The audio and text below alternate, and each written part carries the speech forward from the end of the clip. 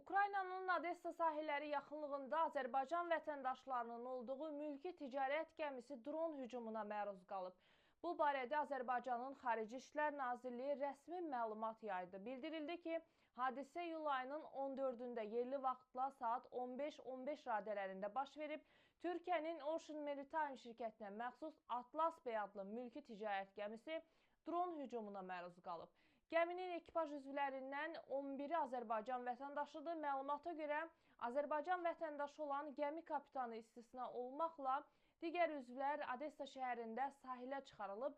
Onların vəziyyətinin qənaətbəxş olduğu bildirilir.